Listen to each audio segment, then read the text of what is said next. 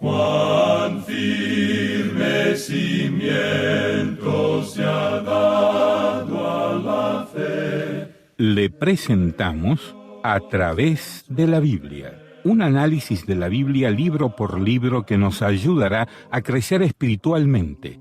Estos estudios fueron diseñados por el Dr. J. Vernon McGee, destacado maestro y expositor de la Biblia. Acompáñenos en este fascinante recorrido a través de la Biblia. La palabra de Dios. Continuamos hoy, amigo oyente, estudiando el capítulo 38 del libro de Génesis que iniciamos en nuestro programa anterior. Y dijimos que este capítulo habla del pecado y la deshonra de Judá. La pregunta que consideramos fue, ¿por qué se nos cuenta esta historia aquí? Y dijimos que había dos aspectos principales.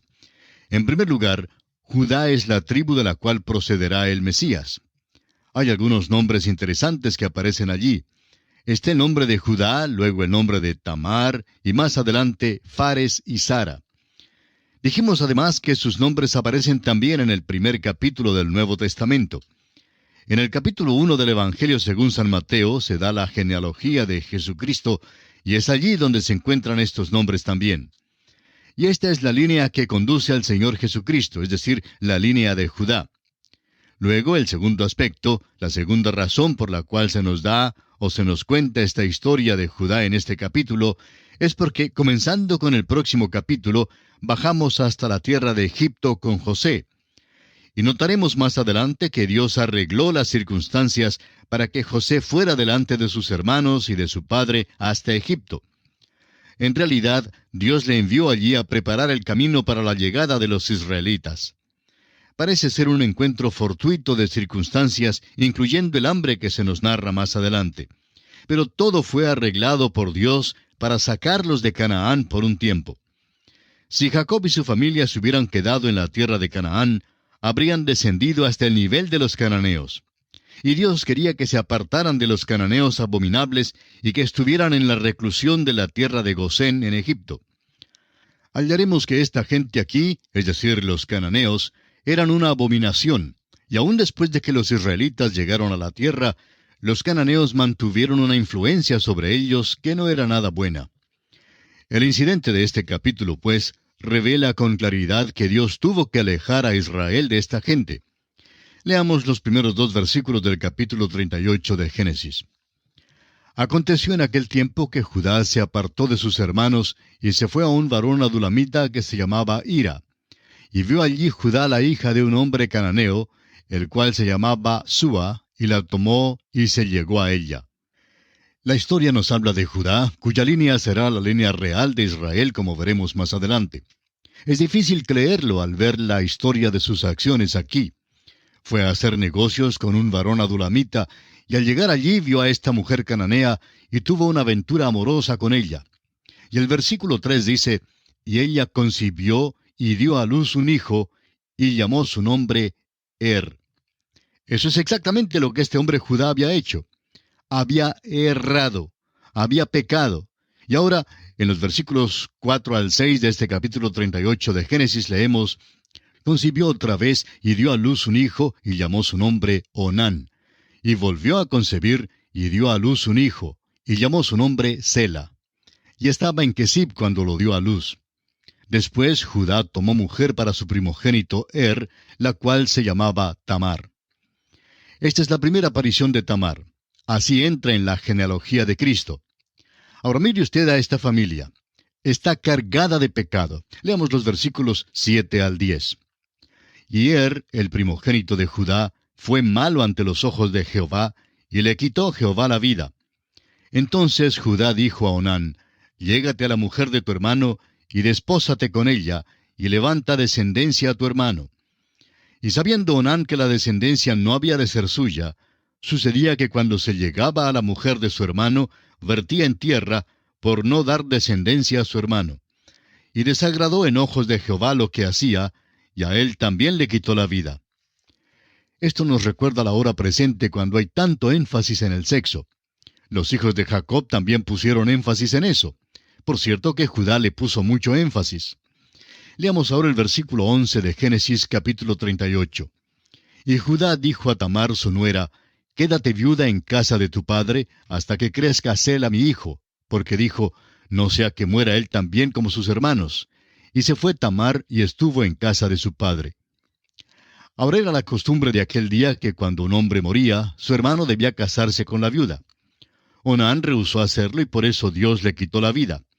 Judá entonces le dice a Tamar que se quede en la casa de su padre y espere hasta que su último hijo tenga edad suficiente. Ahora los versículos 12 y 13 dicen, «Pasaron muchos días, y murió la hija de Súa, mujer de Judá. Después Judá se consoló, y subía a los trasquiladores de sus ovejas en Timnat, él y su amigo Hira el adulamita.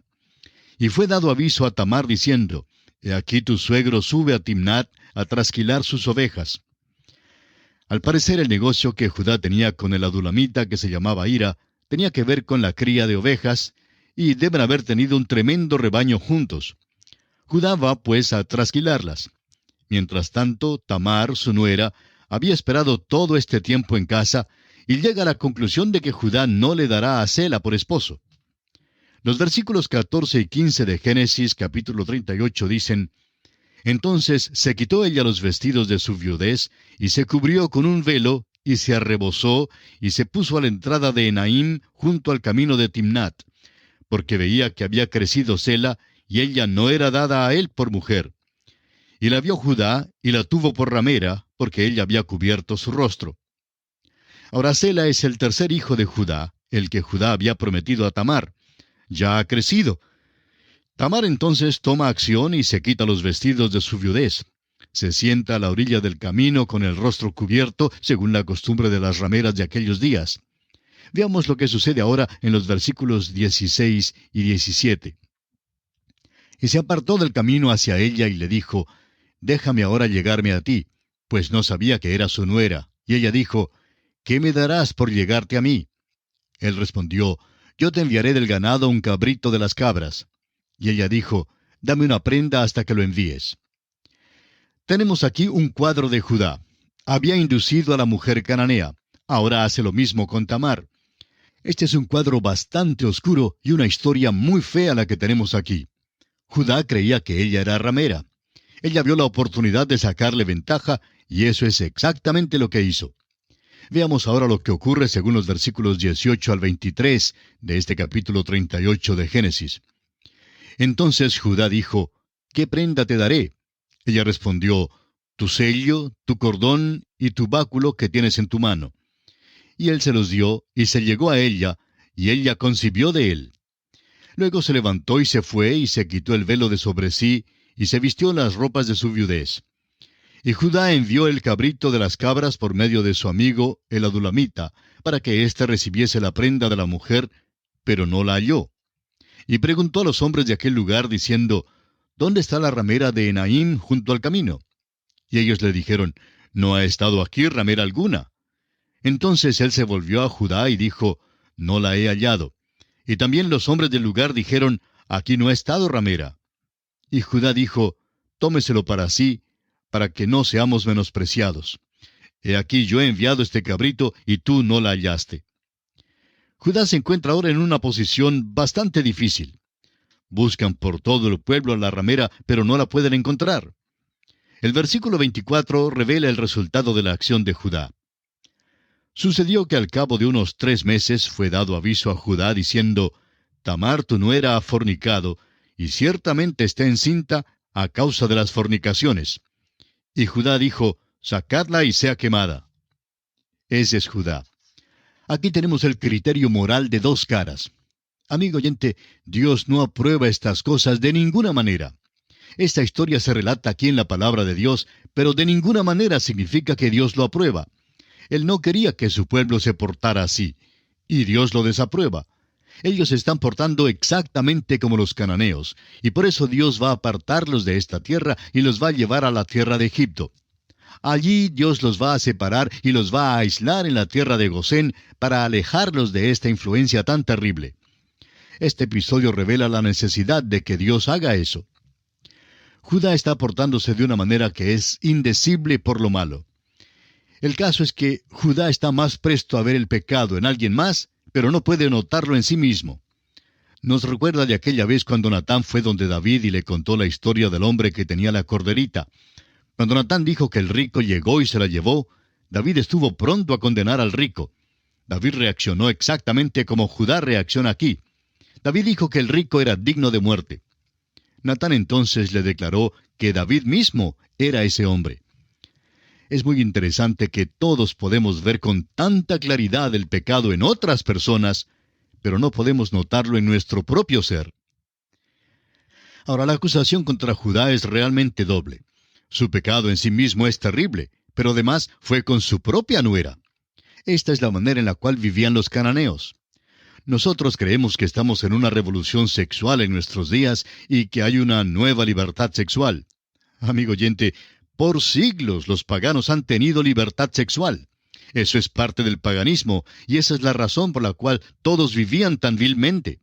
Esa es la razón por la cual fueron juzgados y quitados de la escena. Los cananeos han desaparecido. Dios los ha juzgado.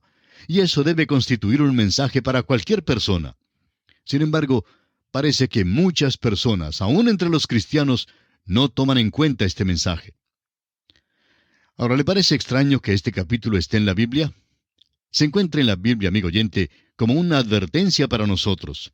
Se relata en la Biblia para hacernos saber que Dios no lo aprobó. Y explica por qué Dios sacó a Israel de esta tierra para llevarlos a Egipto.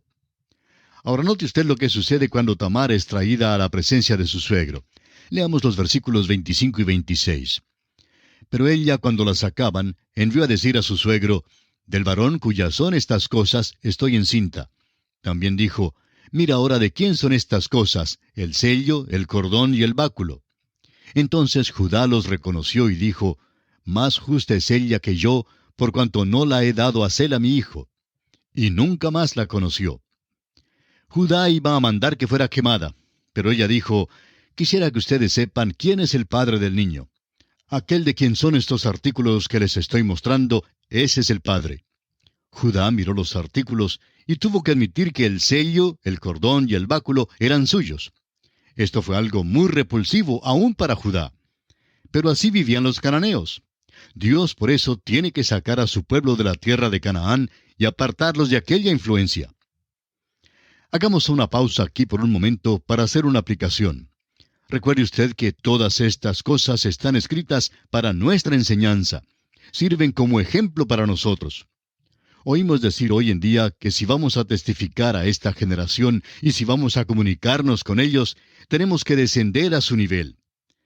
Bueno, en realidad no estamos de acuerdo con eso. Dios nunca ha empleado ese método de testificar. Dios, bajo todas las circunstancias, siempre ha exigido que su pueblo viva en un nivel superior y elevado, dedicados a Él. Bien podemos imaginar a uno de los teólogos de hoy en día acercándose a Noé y diciéndole, «Hermano Noé, estás pasando todo tu tiempo trabajando en esa arca y es una tontería que lo hagas. Vamos a tener una fiesta grande en Babilonia esta noche. Acaban de recibir un embarque de marihuana y esta noche vamos a experimentar unas sensaciones excitantes y bellas. Serviremos la hierba y nos gozaremos mucho y vamos a hacer el viaje. No tienes que construir esa arca, ven con nosotros». Noé, por supuesto, rehusaría ir con ellos. Pero el teólogo le preguntaría, ¿cómo piensas alcanzar a esta gente extraña de Babilonia? ¿Cómo vas a alcanzarlos a menos que estés dispuesto a bajar y a comunicarte con ellos? Amigo oyente, el hecho es que Dios nunca mandó a Noé a bajar para comunicarse con ellos. Dios le mandó a predicarles su mensaje. Y eso es lo que nos manda a hacer hoy en día. Dios nos ha enviado a compartir su mensaje. Y estamos firmemente convencidos que el pueblo de Dios hoy día debe estar firme. Dios nunca nos mandó a acomodarnos mejor. Dios nos ha mandado a entregar el mensaje de la palabra de Dios. Nos preocupan aquellos hombres que tienen miedo de perder las multitudes que tienen delante de sí y hacen todo lo posible para asegurarse de tener siempre un gran público al cual hablar. Tantos de ellos tienen muchos problemas, grandes problemas. Pero amigo oyente, Dios simplemente nos manda a predicar el mensaje del Evangelio. Se dice del Dr. Scofield, que fue convidado a predicar en el estado de Carolina del Norte, en los Estados Unidos. Era una noche lluviosa y muy pocas personas llegaron para escucharle. El pastor de la iglesia sintió la necesidad de disculparse ante el Dr. Scofield. Se le acercó y le dijo que sentía muchísimo que solo unas pocas personas hubieran llegado para escuchar a un hombre de la capacidad del Dr. Scofield. El Dr. Scofield respondió al pastor: «Mi señor tuvo solamente 12 hombres con quienes hablaba, y siendo que él tuvo solamente 12 hombres y nunca se quejó, ¿quién soy yo para quejarme con solo pocas personas para hablarles?». Amigo oyente, hay una lección grande que nuestra generación debe aprender. Tantas personas piensan que el culto, el servicio tiene que ser grande y que debe haber multitudes inmensas, porque de lo contrario Dios no está ahí. Es posible que Dios nos haya llamado a testificar a unos pocos hombres solamente. Creemos que si somos fieles en publicar la palabra de Dios, esto tendrá su efecto. Ciertamente producirá resultados. Bueno, Judá seguramente hizo un buen trabajo en comunicarse con los cananeos. No pudo haber descendido a un nivel más bajo que ellos. Y mire usted lo que sucedió. Resultó en tragedia. Leamos ahora los versículos 27 al 30 de este capítulo 38 de Génesis. «Y aconteció que al tiempo de dar a luz, he aquí había gemelos en su seno. Sucedió cuando daba a luz que sacó la mano el uno, y la partera tomó y ató a su mano un hilo de grana, diciendo: Este salió primero. Pero volviendo él a meter la mano, he aquí salió su hermano, y ella dijo: ¿Qué brecha te has abierto? Y llamó su nombre Fares. Después salió su hermano, el que tenía en su mano el hilo de grana, y llamó su nombre Sara. Busquemos ahora en el Nuevo Testamento y encontraremos la genealogía del Señor Jesús en Mateo, capítulo 1, versículo 3, donde leemos: Judá engendró de Tamar a Fares y a Sara, Fares a Esrom y Esrom a Aram. Esta línea es la que condujo a Booz y luego a David y finalmente a Cristo. Y así concluye el capítulo 38 de Génesis. Y entramos en el capítulo 39. Notaremos aquí que José es una persona muy diferente a Judá. Parece que José y Benjamín gozaron de muchísima más enseñanza e instrucción y cuidado personal de parte de su padre que los otros 10 muchachos. Parece que Jacob tenía interés en estos 2 hijos solamente. Eso, por supuesto, produjo el odio y rencor de los otros hermanos, por lo cual vendieron a José a la esclavitud en Egipto. De modo que José y Benjamín también llegaron a ser una gran angustia para Jacob cuando fueron llevados a Egipto. Esta es una perspectiva algo triste para un joven de 17 años. Era esclavo en una tierra extraña. Ciertamente no había nada en el aspecto visible que le trajera cualquier ánimo al corazón. Parece que José tiene lo que comúnmente se llama mala suerte. Aún en la tierra de Egipto, parece que al punto en que las cosas andaban afablemente para él, algo malo le sucedería. Siempre sucedió con un propósito, aunque fuera difícil que José viera ese propósito al principio. No hay ninguna persona en todo el Antiguo Testamento en cuya vida el propósito de Dios se viera con más claridad que en la vida de José. La providencia de Dios se manifiesta en todos los detalles de su vida. La mano de Dios estaba sobre él y la dirección del Señor es evidente. Pero José fue el único patriarca al cual Dios no apareció directamente, según lo vemos en el texto de la Escritura. Dios apareció a Abraham, a Isaac y a Jacob, pero no así a José. Sin embargo, la dirección de Dios en su vida se ve con más claridad que en cualquier otra vida. Es el ejemplo del Antiguo Testamento de lo que el apóstol Pablo dice en Romanos 8:28. Y sabemos que a los que aman a Dios, todas las cosas les ayudan a bien, esto es, a los que conforme a su propósito son llamados. José lo expresó a sus hermanos en la siguiente manera: Vosotros pensasteis mal contra mí, mas Dios lo encaminó a bien, para hacer lo que vemos hoy, para mantener en vida a mucho pueblo. Todo parecía andar mal en su vida al principio, y todo el mundo parecía oponerse a él. Mirándolo desde un aspecto exterior, todo parecía oscuro y terrible. Sin embargo, cada paso muestra a Dios realizando un propósito bueno y superior en la vida de José. Esto encierra una lección práctica para nosotros cuando todo parece andar mal en nuestro camino. porque el Señor al que ama, disciplina. Si somos hijos de Dios, en la voluntad de Dios, podemos estar confiados que nada pasará a un hijo de Él sin su permiso. A los que aman a Dios, todas las cosas les ayudan a bien. Inclusive las desgracias, las angustias y los sufrimientos sirven para nuestro bien y para la gloria de Él. Hay una cerca alrededor de todo hijo de Dios, y nada atravesará esa cerca sin el permiso de Dios. Usted recordará que cuando Satanás quiso probar a Job, le dijo a Dios, ¿no le has cercado alrededor a él y a su casa y a todo lo que tiene?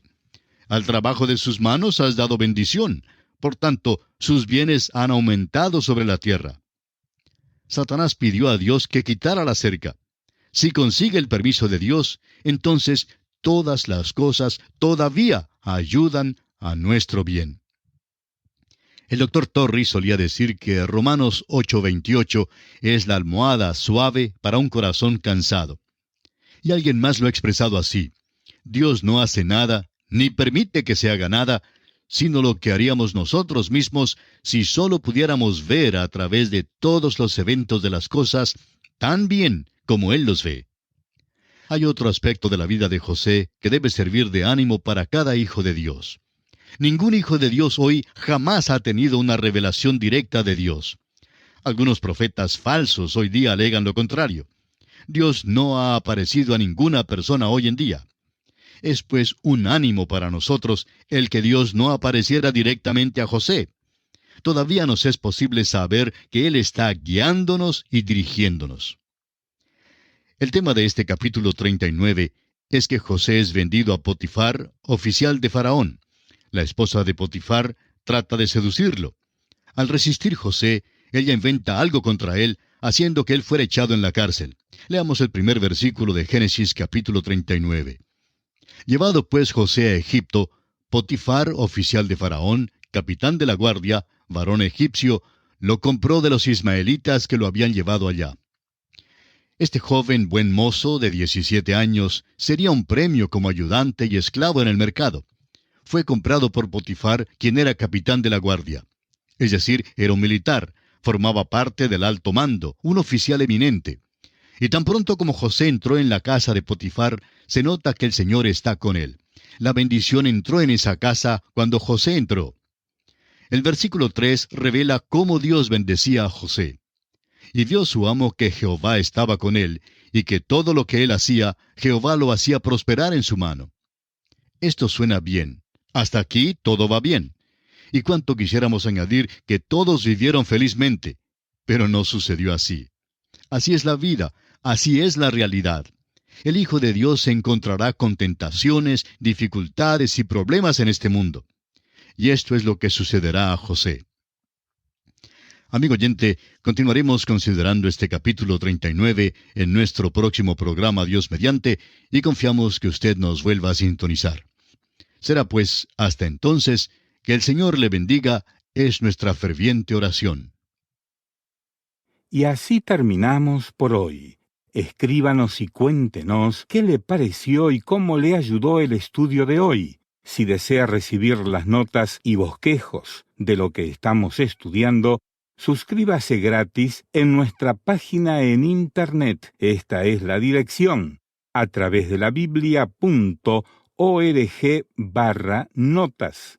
atravesdelabiblia.org/notas. Repito, atravesdelabiblia.org/notas. Si desea escuchar nuevamente el programa o si se perdió alguno de ellos, vaya a atravesdelabiblia.org/recursos. Repito, atravesdelabiblia.org/recursos.